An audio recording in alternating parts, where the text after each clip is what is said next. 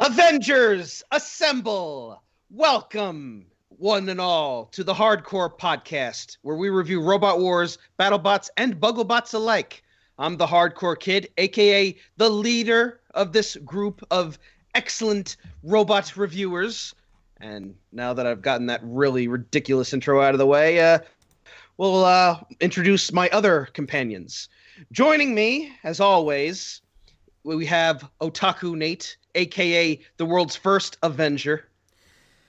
Don't let me being the first Avenger distract you from the fact that the Giants took Daniel Jones with their 6th overall pick. Tree's reaction, Tree and 5 Points video's reaction to that says it all, really. You know why they made him their QB? It's because he's Eli Manning's doppelganger.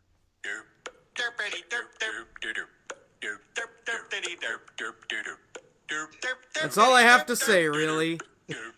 And your channel just got demonetized. No, it's not.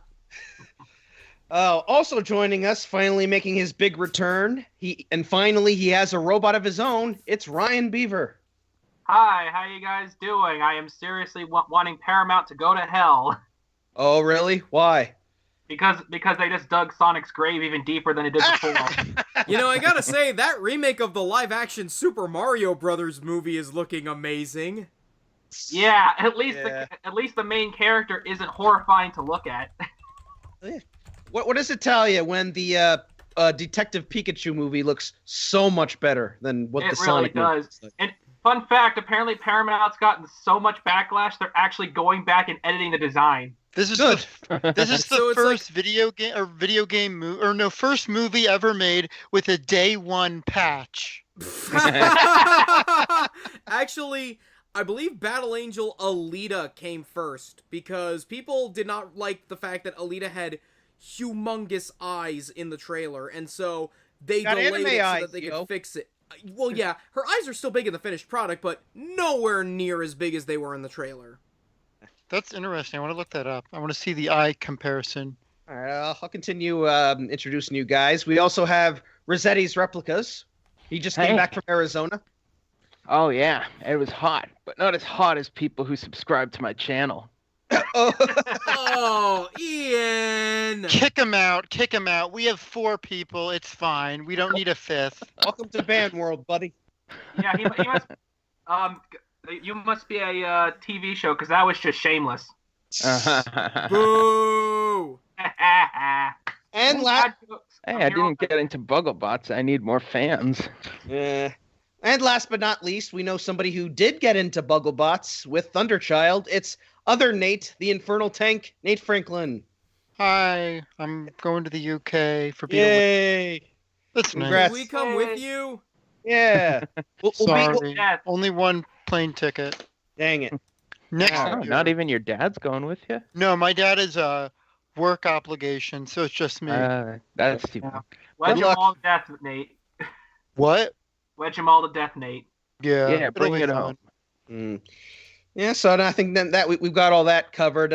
We'll talk about the episode we're going to be reviewing tonight, and at long last, we've reached the grand final of Robot Wars Extreme Warriors Season 2, and hands down, the best episode so far. I'd say the best episode of Extreme Warrior Season 2. Yeah, I'll agree, because every match was good. It had some good moments here, some not so good moments. Yeah, that we'll get on to. But and in the end, Panther Mach 4 ended up retaining the championship. And well, let me start off by saying that I like Panther. I think it's a real solid bot, and Todd Mendenhall really did a good job with it. I know some people don't like this version because it's a downgrade to Panther Mach 2. Well, they're wrong. They're wrong. Incorrect. But the thing is, while I am happy it won, I'm the kind of guy who always wishes that there's a new champion every time. That's fair. Yeah, me too. Because the shows don't last forever. I mean, look at Pennsylvania Bot Blast. Jeremy just ended. Oh yeah. Yeah. And it's like you always want to see a newbie come in leave with one of those new Golden Lights trophies, and I would have liked to see Triceratops win because I know like Mike Morrow. I think it's safe to say both Triceratops, Juggerbot, and Panzer are the best two non-BattleBot competitors. Because I mean, these two were in the grand final of Robotica Season 3, and now here they are in the grand final of Robot Wars Extreme Warriors Season 2. Think about that. Yeah. Like both these guys, I think. I can. Granted, Triceratops came frighteningly close to winning this when it had Panzer up on two wheels and almost got it over. It looked like that was going to be the end, but it's a shame. But you know what? Hey, I'm okay with Panzer winning. Yeah. Let's say we'll start talking about the. I don't know. What do you think about Panzer retaining their championship? Nate, Otaku Nate. Well, to me, Panzer in this series, it was a man among boys. That's true. I mean, when you look at the field of competition, the depth of robots that could actually take Panzer is extremely thin. Yeah. Mm. Yeah, it's like the Juggerbots are definitely capable of beating it, but they just had bad luck because like Rosie the Riveter almost had it going towards the pit, and then Panzer just sort of did the sidestep. Triceratops almost had him. It's like to beat something like Panzer, you needed a good, strong, and fast bot just to be able to get under, and you also really need but Panzer just had more power and more force on it. So, honestly, yeah, one thing I think that would definitely beat at least this version of Panzer is a good fast flipper. Yes, because this is like strangely enough, Panzer has the lifter, but they still haven't figured out how to get it to self-right. Yeah, I would say that if anyone were to beat Panzer, it might have been one of the UK flippers. Yeah. But that's about it. Most of the other robots, at least during this time, because spinners were not as powerful this time, so that plot probably could have taken licking. And I'm also gonna just go ahead and say this right now. Of Extreme 2, I've only seen this and one of the other heats when I reviewed it with you guys, so I don't know how Panzer did in its previous heats. So yeah, basically walked all over him in its heat. Yeah. Well, Infernal Tank. What do you think of Panzer? I like pushy bots, and it's a pretty solid pushy bot, so I really like it. Yeah. So, Ian, what do you think of Panzer? Yeah, sorry about Panzer, that. What do you think of Panzer retaining the championship? I think that I don't agree with your thing about it being too repetitive, because this aesthetically looks like a completely different robot, and really it's using completely different tactics from last time. Last time it was a tanky flipper. Now it's just pure tank. Welcome to Tank Bowl. I mean, if you recall it. Won the finale of season 1 by flipping its opponent. Now it obviously can't do that here. It can lift sometimes, but yeah, I'm just the guy who likes to see new champions every time. Yeah, I'm kind of in the same boat. Because you know how like the Robot Wars reboot only had 3 seasons, and it's like I like Carbide and I like Bite Force, but I always want to see a new champion every time. Nice bit of variety, I think. Right.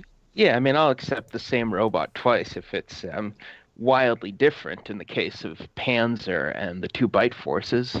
Yeah. Yeah, so I think we've done talking about the champion. I guess we'll move on to the matches, because we've already talked about all the bots and the heats and how they... Yeah. So the first match, speaking of Tank Bowl, it's Panzer Mach 4 versus Rosie the Riveter 2 in a battle of pushy tank bots just pushing each other around. And they did. As I said, I love pushing matches, good pushing matches where both robots have good back and forth, and this is a real slugfest of a match. Yeah. Mm-hmm. I'm seriously shocked none of you guys made a World War II joke right here. Oh, yeah. Oh, damn it. God damn it. That was the most obvious thing you could have said, and we missed it. What was the Let's joke? use the magic of editing. Because to put it Panther- in later. Okay. Ian, you make the joke. We'll edit it in post. I didn't have one. Okay. It's the Axis versus the Allies. Oh, Basically. I'm sorry. I'm not a big World War II buff, so. Me neither, but me neither, there, I but made the joke for you. Oh. Yeah, this was a battle of two tanks, one from World War II, the other from World War II. 2002. Oh my, Yeah. You're killing it. Stop.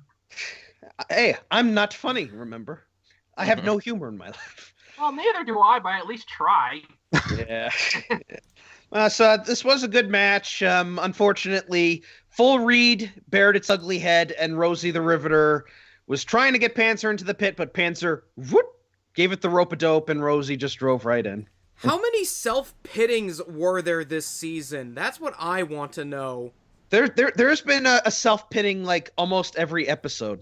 I think, except for Heat B. I think this series holds the record for most self-pittings. I'm probably gonna. Somebody's gonna have to like make a montage of showing all the bots driving into the pits. I'm sure half of the video is just gonna be all the bots from this season. Yeah. They have a lot of self-pity for all the self-pittings. That joke I got. I'm back, baby. Yeah, it's a shame. I can't give him too much crap considering that I myself drove into the pit in Arizona.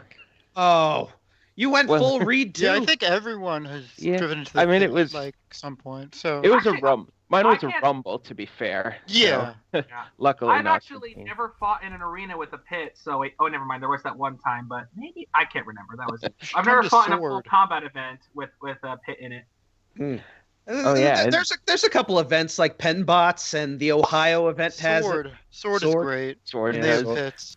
Dallas does as well. I drove into the pit against Nate a couple sword events ago because my drum stopped, and then I'm just trying to drive around and attack Nate, and then finally just gave up. Yeah.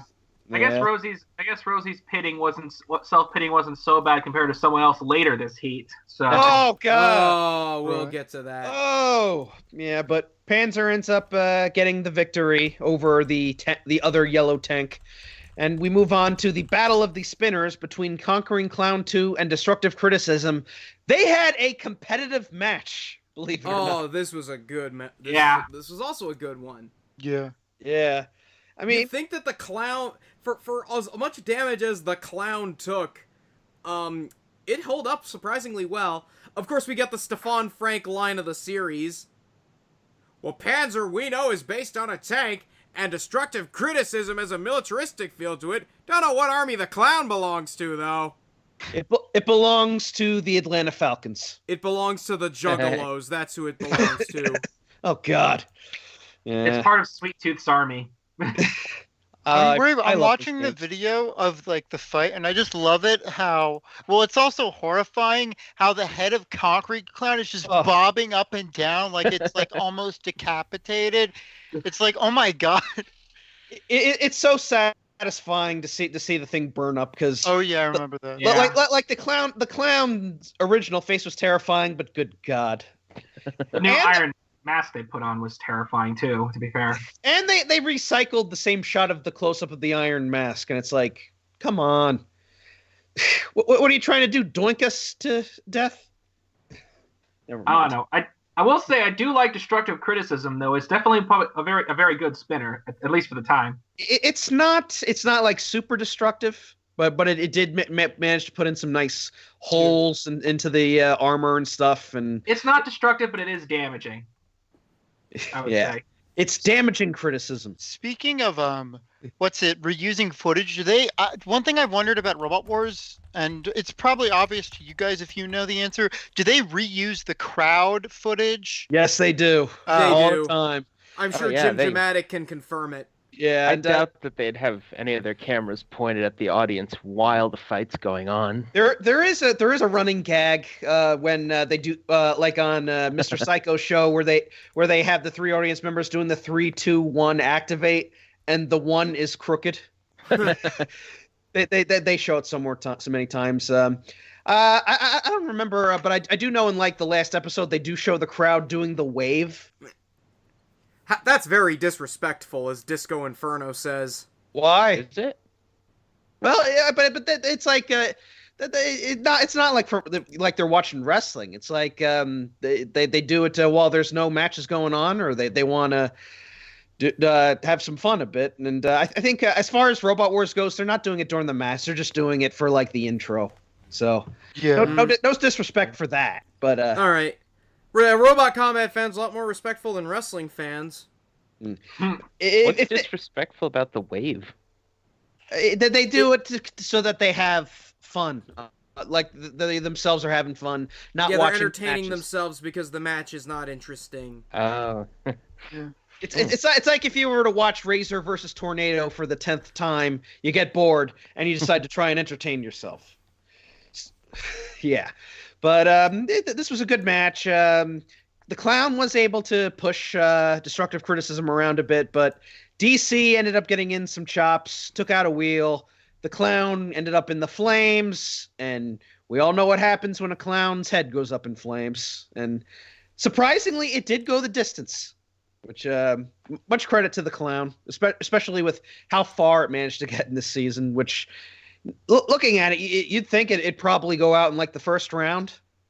But no, it kept going, and it managed to go the full 3 minutes, I guess it is, in the series. Was it 5 or is it 3 for the U.S. Wars? I don't know. I don't know either. Somebody But said it was 3. clearly edited, I can tell you that. Yeah. Especially when you have this is a 7-match show and you know they're obviously editing.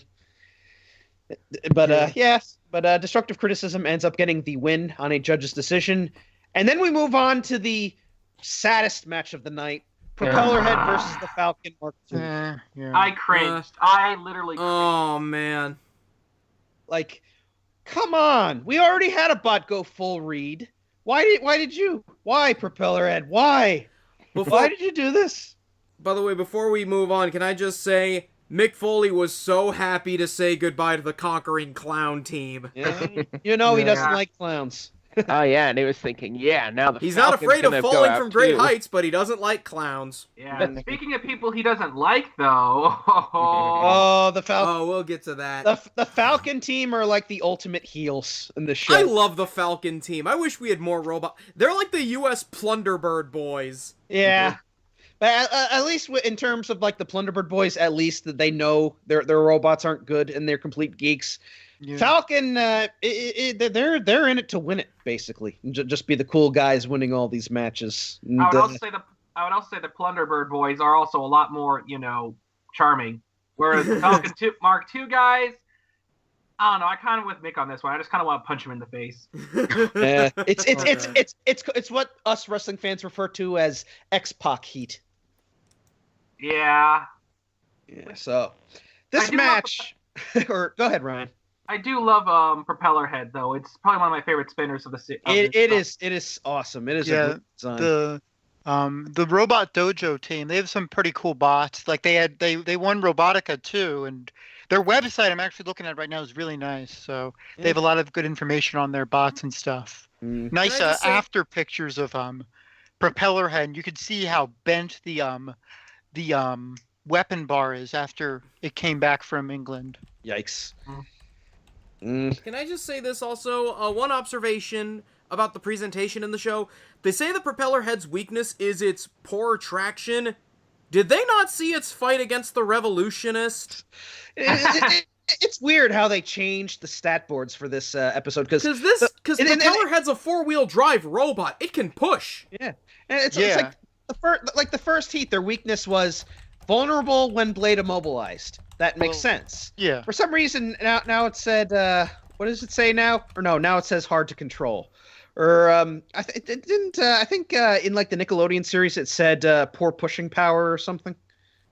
I know. If it had said not invertible, that would have also made sense. I mean, yeah. But it's like I think with the design like Propellerhead, they could probably in the Nickelodeon series the weakness is poor pushing power. Yeah. I don't know. That's weird, but this match was going good. Propellerhead was getting some nice strikes in, tearing up Falcon. The best part was definitely when they got the blade stuck in Falcon's armor and the entire body of Propellerhead just spun out of control. And everything's going all right. The pit button gets activated by Propellerhead. Falcon goes in to attack, but ends up driving right under the angle grinders.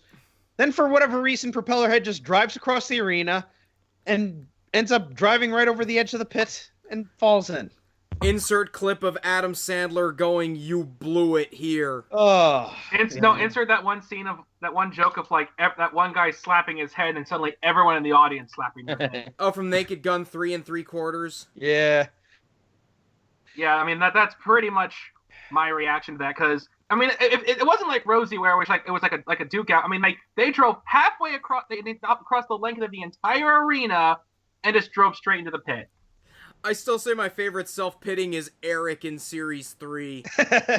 Well, Eric is that love. one. They Eric had a is life. decent chance of beating King B. It was a coin toss to see who'd go first. Let's focus on the task at hand. But Yeah. how do you think things would have gone if Propellerhead had gone through and not Falcon? I think I don't think it could have beaten Triceratops because Me neither. I've seen it against Rosie, and the only reason it won against Rosie was because it beat the hell out of Xylon. So Yeah.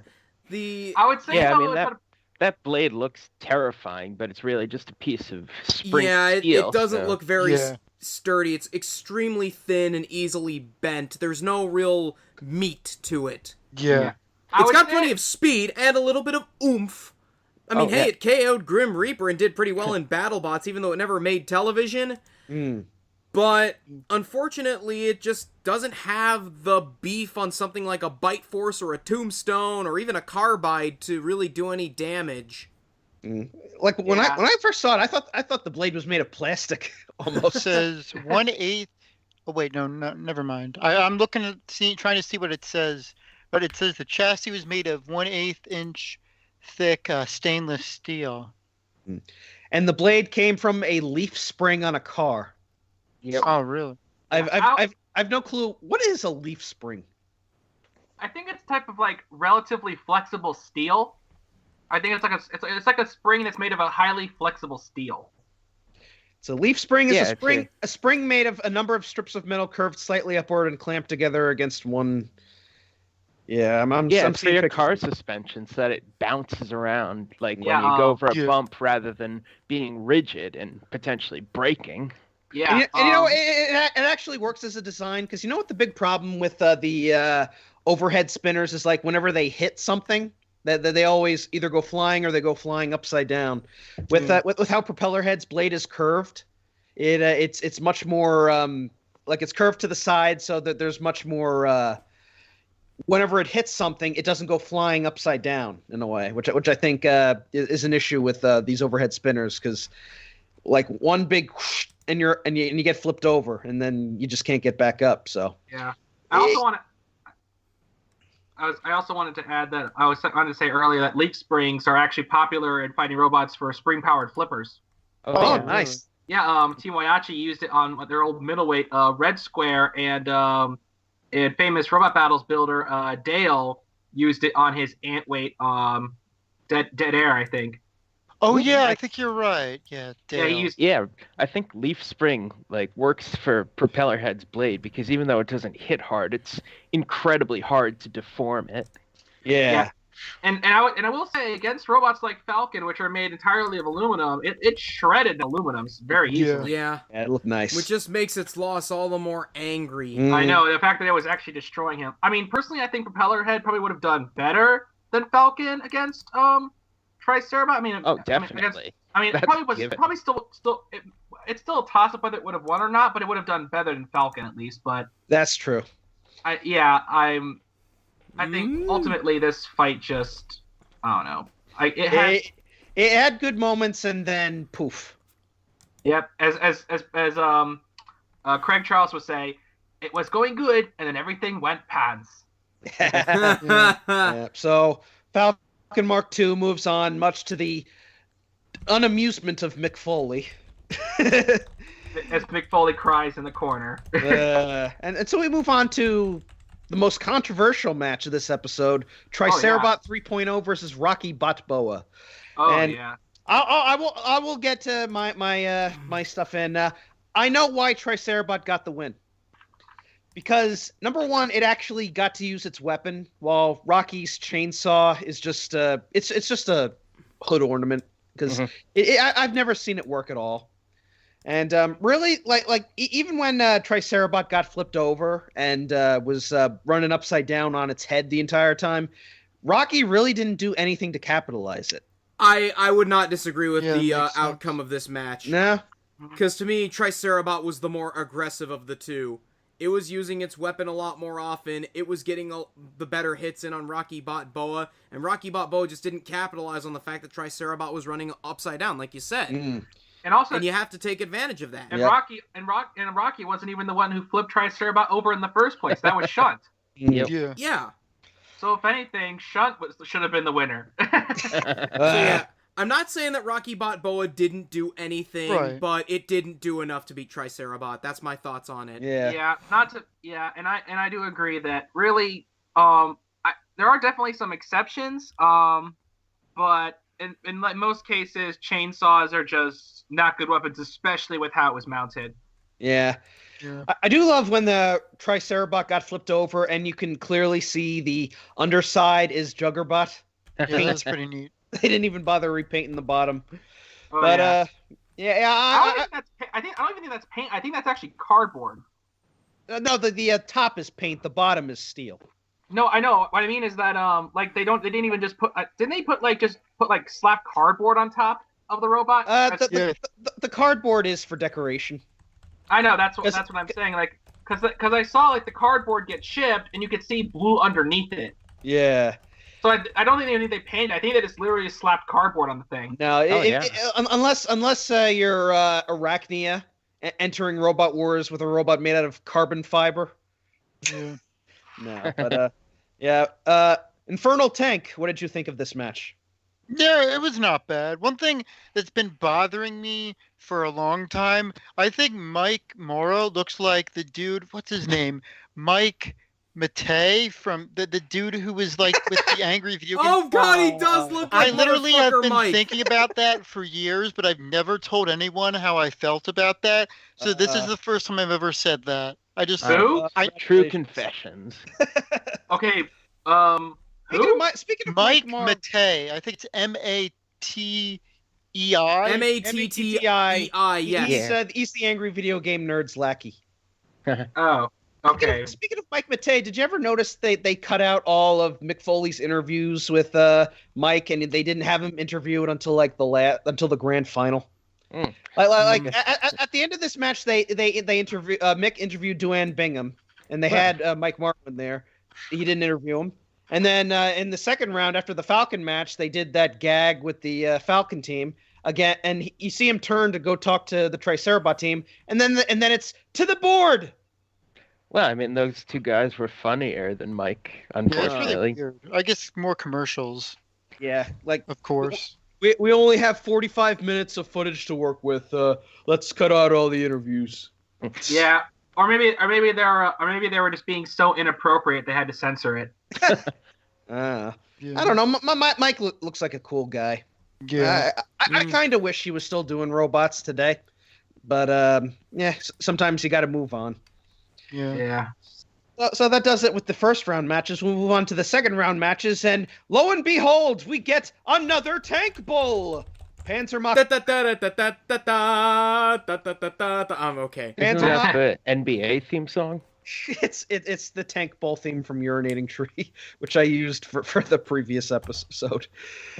Panther Mach 4 versus Destructive Criticism. Fun fact: it's Team Revelation, Todd Mendenhall versus Todd Mendenhall's disc. Oh yeah. That was Garm's disc, wasn't it? Yeah. Yeah. This was shaping up to be a good match, and then Panzer just flipped Destructive Criticism against the wall, and it died. The end. Not much to say about this match. The match was so short, I only wrote like 1, 2...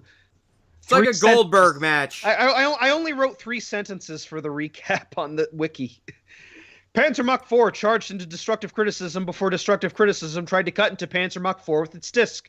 Panzer Mach 4 then flipped Destructive Criticism against the pit button before Destructive Criticism broke down and was counted out.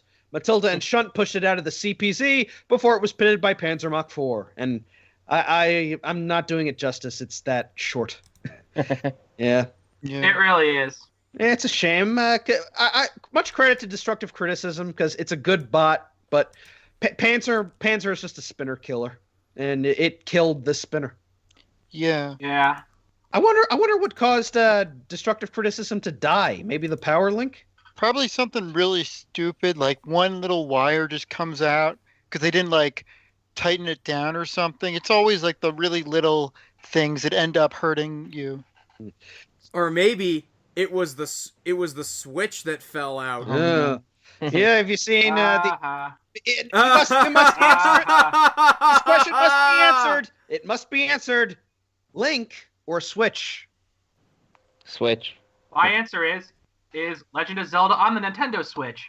Yeah. Of course, we all know that the Switch is the best of all the current gen consoles. I mean, it's the only one I'm considering buying, but I have my own theory as to why Destructive Criticism. Buy it. I own a Switch and I love it. I own a Link. Yes. So yeah, Panzer Mach 4. You own an X-Bone. I have my own theories as to why Destructive Criticism died. What is it? Its tank full of YouTube critics ran out. Oh damn it! Yeah. Enjoy your well-sculpted tank. So Panzer Mach 4 gets the win, and then we move on to Falcon versus Triceratops. Am I the only one who found this match boring? Yeah. It was serviceable. Hardly the worst match in the Very series. one-sided. Oh, yeah. Yeah. It would have been more exciting if it was Triceratops versus Propellerhead, but beggars can't be choosers. Looks like Falcon ended up damaging its drive, so it was just like limping along the entire time. Yeah, but at the very least, we finally get to see Mick Foley happy. Yeah. Even though the Falcon team trolled him at the end by, what did they do? Did they actually censor the guy, or did he have a horn hiding behind his back? They got the clown's horn. Yeah. They got the clown horn. Because I can see his mouth moving, and then he's pointing at the guy behind him, and then I hear hookah, hookah. If you look down in the corner, you see they actually got the clown's horn. Yeah. Even though they lost, they still can't. They still left with giving us a nice gag. So. Yes. Yeah. As Mick Foley forever holds them at anger. But yeah, there's not much else to say. I can't even remember much of what happened in the match. I know Triceratops got under Falcon a couple times. Matilda came in at some point. Yeah, there isn't really much else to say. Yep. Yeah. Yeah. Enrico. Yeah. Enrico, is that you? Yeah. Yeah. Yeah. So that, of course, leads us to the grand final and the ultimate grudge match between the two finalists of Robotica Season 3. It's Panzer Mach 4 versus Triceratops, or as the Nudnik editors decided to give us, Triceratops coming out as Panzer and Panzer coming out as Triceratops. Derp. What is, like, these we make fun of the editors all the time, but this is some hilariously bad editing. Well, it's not the UK show, so we don't have to put in any effort. Da-da-da! Well, you could probably mistake in between the two bots since they're both very identical. They both got wheels and flippy weapons. There's still no excuse for the Falcon Tyrannobot derp from yesterday, but I'm gonna say it right now. This was the best match of the entire episode. Yeah. Yeah. I'd say it's like probably one of the best of the entire season. Yeah. Yeah, maybe the best of the entire season. Honestly, we're kind of on a positivity high right now. I'd say it's honestly one of my favorite grand finals of like all however many seasons of Robot Wars there have been. Because I would say that. I would say that it's easily in the top 10. You know what helps? It's very back and forth. I genuinely gasped when Panzer Panther Mark II almost went over. If it had gone over, that would have been it. But yeah, like I think both robots ended up on their side at least once. So yeah, and the producers say that boxes are boring. You know what? Pushy matches can be fun. Like as I've said, I love pushing matches. Here's the thing that here's the two things that a good pushing match needs: good robots and good drivers. And these are hands down the best drivers in the whole show. Yeah, and some of the best pushing robots. These are the kind of pushing robots that people actually like. Yeah. If you just have two wedges that have no idea how to control, just missing each other, that's when pushing matches go down. Yeah. Brimher. Little spoiler alert for the special episodes, but there is a Rosie match that is a wedge versus wedge match, and it's not very good.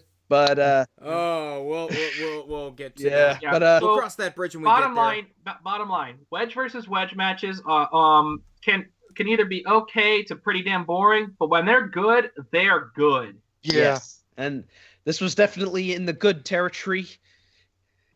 Yeah, though I still prefer my weapons because I like. Of course, weapons. It's good to have a nice spinner. Yes, or be like me and just slap a chop saw onto a wedge and just call it a day.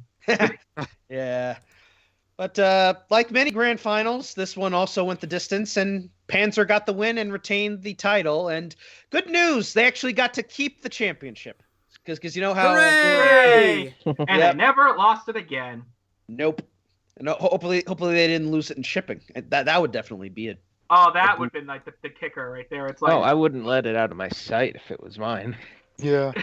I'm just imagining like, okay, Ian, as he's saying that, now I'm just imagining you like sitting in your corner, like in your room, like your hair frazzled, like bloodshot eyes, like a shotgun or something. Like no one's allowed near the trophy. This trophy is mine. I will say that's a hell of a the trophy they give him is enormous. That's like the biggest trophy I think the show has ever given out, if you exclude the challenge belts. But like, holy shit. I heard somewhere I have that they don't actually keep the trophies and they have a smaller one. Those are I think that's true. They didn't keep some of the trophies in the first season. In the second season they did, and because I know Ivan Loftus, who won with Tyrannobot, his friend, he said he got to keep the trophy and he still has it with him today. So they got to keep the trophies this season. That's good. That's good. You come to fight, you need to come with some kind of reward. So yeah, although I'm seriously wondering how they got that thing past TSA on the way home. You know what I did? This was before the TSA became super invasive. Mm-hmm. Yeah.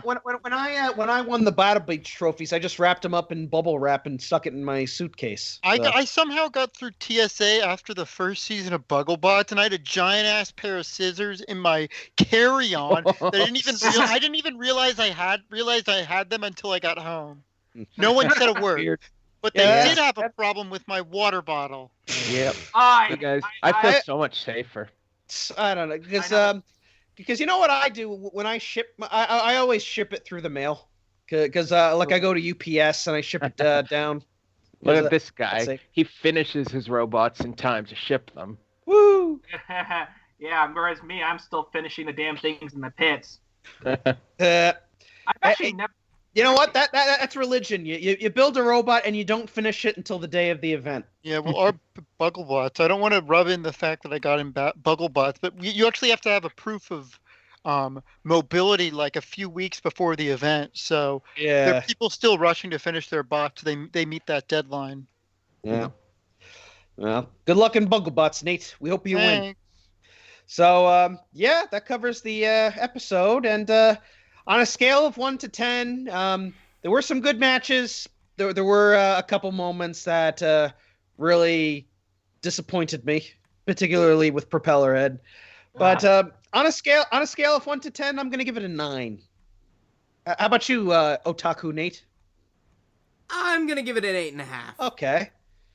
Infernal Tank, how about you? 9. 9. Out of 10. Ryan? -5 because Propellerhead broke my heart. Okay. Dear. In all seriousness, about 8.5 as well. And how about you, Ian? I'll give it a 9. I think for for what it was fantastic. Yeah. Obviously, Propeller Head's loss and the lack of weaponry in the final were negatives for me, but overall, very solid showing by, well, arguably 7 of them. Yeah.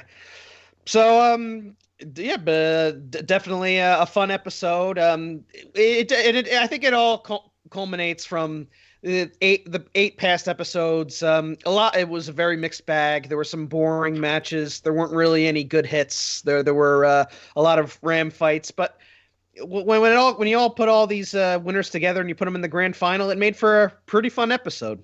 Yeah.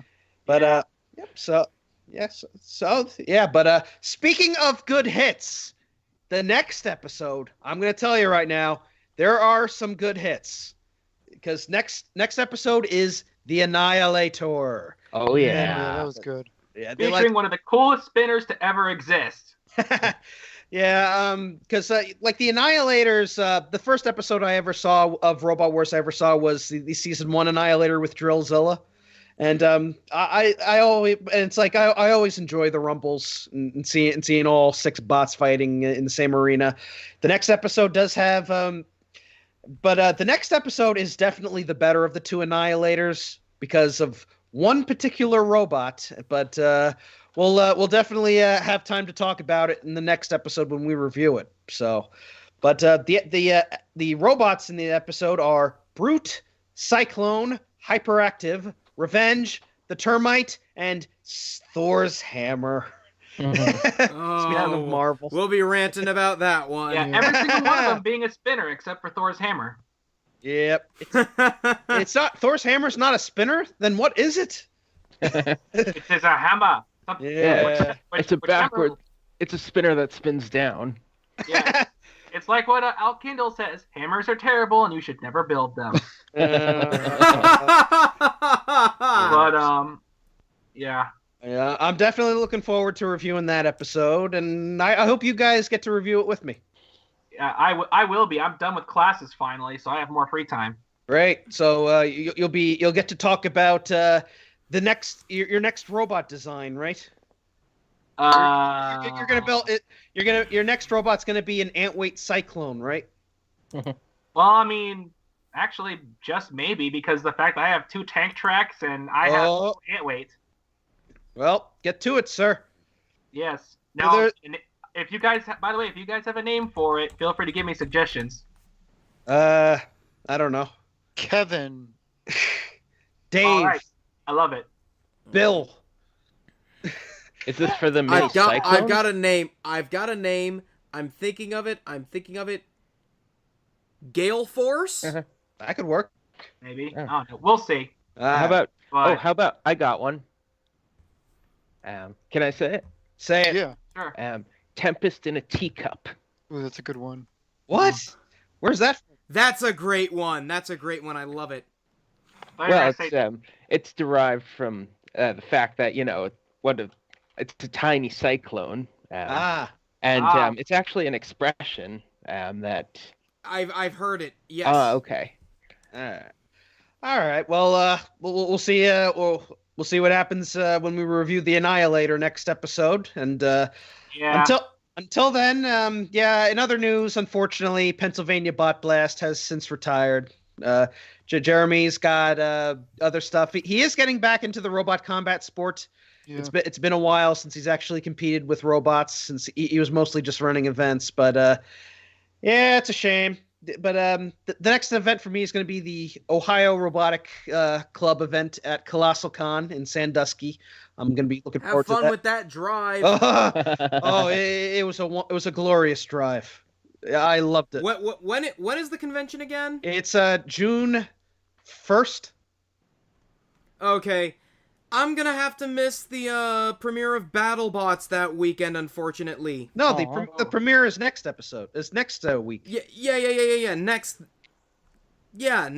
week. I'm gonna have to miss the premiere because I'll be at Anime Next. Oh, don't worry. You can watch the episode when it comes out on the Science Channel.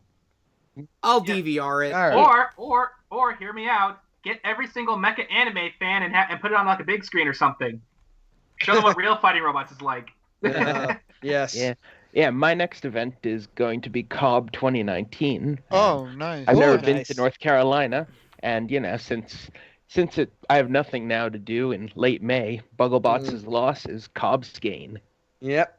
Yeah. Yep. Yes. So I mean, we'll see it. Go ahead, Ryan. I'm probably not going to have anything ready until Franklin. So in Franklin. October. You've got God knows how many months. There has to be a mass destruction event at some point. I'm we in got a Virginia plastic- now. Oh, you're in Oh, Virginia? really? Yeah, I told you I'm home from college, and my home is in the good old state of Virginia, 45 minutes from the shithole that is DC. Well, since you brought up mass destruction, there's actually going to be an event this weekend, May 4th. Plastics know. only. Oh, nice. You all should attend, assuming Brandon gets this podcast up in time. Wasn't it also there was also supposed to be another what was it? Norwalk event, I think, this weekend. That's next weekend.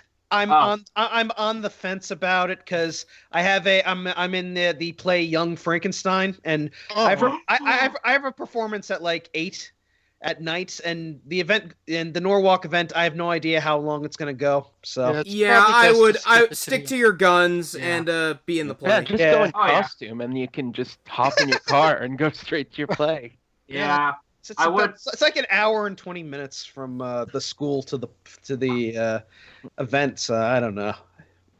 Maybe I'll just tell Austin I got to leave at like 5:45 or something. I don't know. Yeah, I unfortunately can't do anything plastic related because I'm not because I'm not in college. I no longer have an access to a 3D printer, so That my sucks. Flipperbot Sabertooth Cat's not going to be available until next fall. Eh. Well, So yeah, hey, well, we'll see what happens, man.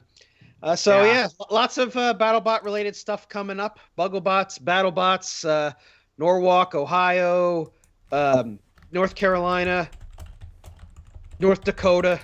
No North Dakota, but yeah, we'll next week we'll review the Annihilator, and hopefully we'll finish Extreme Warriors before Nate goes to Bugglebots. So because we still have 4 episodes left, and Right. we'll see if we can get through them all and see how that goes. So until next time, I'm the Hardcore Kid. I'm Otaku Nate. I'm Other Nate. I'm Resetti's Replicas. and I'm that guy who never finishes anything. You finished this podcast, so you can't say that. Peace Yeah, out. quiet now. Peace out and cease. I got nothing. He's given up.